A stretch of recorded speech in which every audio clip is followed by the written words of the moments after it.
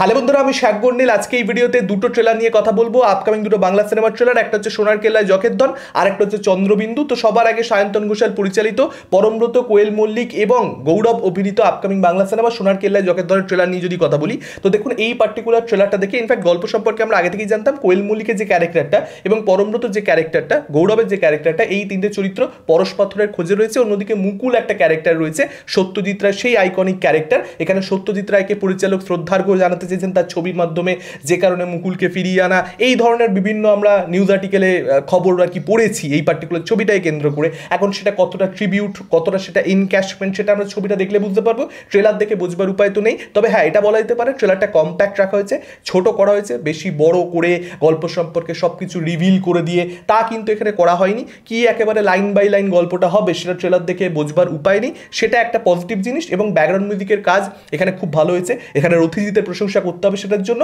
আর এই ট্রেলারটার মধ্যে কিন্তু একটা স্কেল রয়েছে। টিজারটার ক্ষেত্রে আমি যেটা বলেছিলাম, যেটা গ্র্যান্ডিওর কিন্তু এখানে মেকাররা দেওয়ার চেষ্টা করেছে, পয়সা কিন্তু খরচা করা হয়েছে আগের পার্টগুলোর তুলনায়, কিন্তু স্কেল ওয়াইজ এটাকে একটু বড় করা হয়েছে, সেটা অবশ্যই প্রশংসনীয়। এবং বেশ ভালো পরিমাণে অ্যাকশন কিন্তু থাকতে চলেছে টিজারের মধ্যে, সেটার আমরা একটা ছোট্ট ঝলক দেখতে পেয়েছিলাম। এবং সেটা কিন্তু আরো বড় করে আমরা এই ট্রেলারের মধ্যে দেখতে পাচ্ছি। অ্যাকশন কিন্তু এখানে পরমব্রতকে এবং গৌরবকে আমরা বেশ ভালো পরিমাণেই করতে দেখতে পাবো। এবং এখানে ট্রেলারটাকে যেভাবে এন্ড করা হয়েছে সেটা আমার কোথাটা ভালো লাগলো না। এই যে যেতে পারেনি, যেতে পারে না, এই যে পার্টিকুলার সংলাপটা, সেটাকে যেভাবে পরমব্রত ডেলিভার করেছেন, সংলাপটা একটুখানি বোকা বোকা লেখা হয়েছে সত্যি বলতে, মানে আমার মনে হয়েছে। এবং সেটা পরমব্রত খুব ভালোভাবে ডেলিভার করতে পারেনি, ওই জায়গাটা খুব একটা কনভিনসিং লাগছে না। তো ওভারঅলে ট্রেলারটা এমনি ভালো দেখাচ্ছে।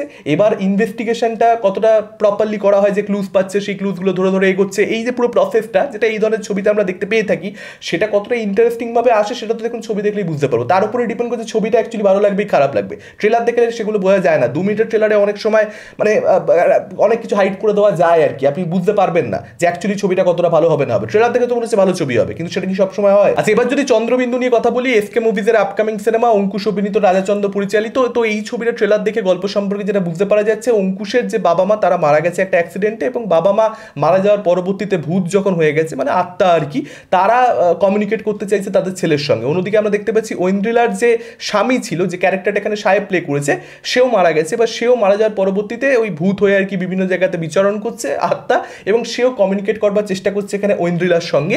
এবার শেষ অব্দি এরা কমিউনিকেট করতে পারে কি, এবং অঙ্কুশের সঙ্গে ঐন্দ্রিলার যোগাযোগ হচ্ছে, তাদের মধ্যে কিছু কথাবার্তা হচ্ছে আমরা দেখতে পাচ্ছি। এবার তাদের মধ্যে কি এটা প্রেমের সম্পর্ক গড়ে ওঠে, তার পরবর্তীতে ছবিতে এক্স্যাক্টলি কী হয় সেটা জানতে গেলে আমাদেরকে হলে গিয়ে ছবিটা দেখে নিতে হবে। এখন ইমোশনটা কতটা এই ছবিটাতে ওয়ার্ক করছে তার উপরে সবটা ডিপেন্ড করছে। মানে ট্রেলার দেখে আপনি পরিষ্কার বুঝতে পেরে যাবেন যে এই ছবিটা একটা ইমোশনাল ছবি হবে, অ্যাটলিস্ট মেকাররা সেটি বানানোর চেষ্টা করেছে। এবার ইমোশনাল করতে পারছে কি পাচ্ছে না, এই সম্পর্কগুলোতে এরা ডেভেলপমেন্ট রয়েছে কিনা, সেরকম সুন্দর সুন্দর মোমেন্টস রয়েছে কিনা যেটা আমাদেরকে রুট করতে বাধ্য করবে এই ক্যারেক্টারগুলোর জন্য, এই রিলেশনশিপগুলোর জন্য, সেটা আমরা ছবিটা দেখলে বুঝতে পারবো। তো সেটা যদি হয়ে থাকে তাহলে ছবিটাকে, মানে ছবিটা আফটার দেখলে আমরা বলবো যে ভালো ছবি হয়েছে। যদি সেটা না হয় তাহলে বলবো খারাপ ছবি হয়েছে, অ্যাজ সিম্পল অ্যাজ দ্যাট। তবে এই ট্রেলারটার মধ্যে যেটা আমার খুব বাজে লেগেছে সেটা হচ্ছে এখানে এই শান্তিলাল বাবুর যে ক্যারেক্টারটা, বা সাহেবের যে ক্যারেক্টারটা, বা আমার ক্যারেক্টার, আপনারা দেখুন সেই ক্যারেক্টারগুলোকে মানে যে মুখে একটা সাদা চুনকাম মেরে দিয়েছে, দরকার কি? মানে ভূত বোঝানোর জন্য এটা করতেই হবে? আমার মনে হয় না এই জিনিসগুলোর প্রয়োজন রয়েছে। তো ওটা কোথাও একটা মানে একটা ট্রেলার যেটা একটা সিরিয়াস নোটে একটু ইমোশনাল করবার প্রচেষ্টা, সেটার মধ্যে একটা খিল্লির বিষয়বস্তু হয়ে উঠেছে, যে কেন ওরকম মুখে চুনকাম মেরে দিয়েছে। ভূত বোঝানোর জন্য ওগুলো দরকার ছিল না। ভূত এটা বোঝানোর নানান রকম ওয়ে আউট আছে, মানে সেটার জন্য মুখে চুনকাম মেরে দিতে হবে না, সাদা করে দিতে হবে না। তো এইটা আমার ভালো লাগেনি সত্যি বলতে। তবে ট্রেলারটার মধ্যে যেটা ভালো সেটা হচ্ছে মিউজিকের কাজ। অনুপম রায়ের মিউজিক, আপনারা জানেন এখানে রূপঙ্কর একটা গান গিয়েছে। রূপঙ্করের গানটাকে যেভাবে এন্ডে ব্যবহার করেছে, ট্রেলারের যেভাবে ডিজাইন করেছে ওই জায়গাটা, সেই জায়গাটা মানে শুনতে ভালো লাগছে অ্যাটলিস্ট। এবং সেই জন্য যেখানে অঙ্কুশের পারফরমেন্সও আমি বলবো ভালোই ছিল, ইমোশনাল সিনগুলোতে ভালো দেখাচ্ছে তাকে, এবং তার সঙ্গে সঙ্গে ঐন্দ্রিলা, তারও কাজ এখানে ডিসেন্ট মনে হচ্ছে। তো সেই জায়গাটা মোটামুটি একটু ওয়ার্ক করছে। তো ট্রেলারটা ঠিকঠাক একটা ট্রেলার হয়েছে, আমি বলবো না একদম খারাপ ট্রেলার।